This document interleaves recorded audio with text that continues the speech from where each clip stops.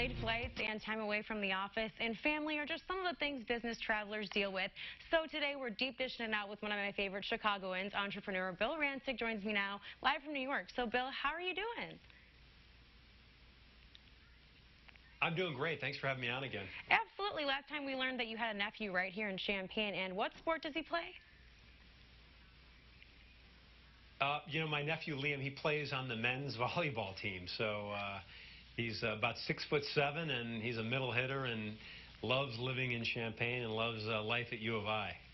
Absolutely. Who doesn't, right? Well, we're talking about business traveling today. So you're an expert in this. And what's your mindset like when you're on all of these trips you do?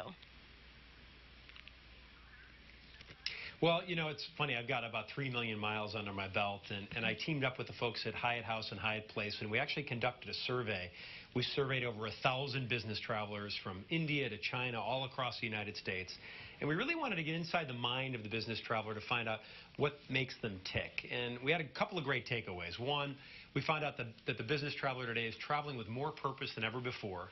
They don't like to settle. But interestingly enough, 80% of them said they reduce their stress when they're on the road by the tips and tricks that they learned over the course of all the years of traveling.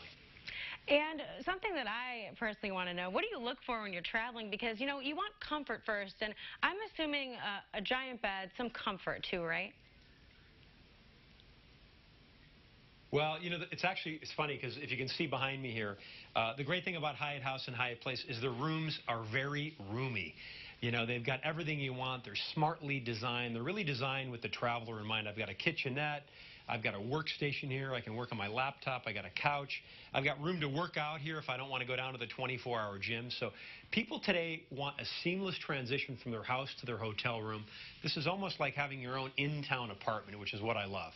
And Bill, personally, this must be difficult for you. You travel so much, and so does Juliana. So how do you guys find the time to balance both family and your professional life? Well, it can be challenging at times. We travel together quite a bit, but we travel very efficiently, so we can get in and out.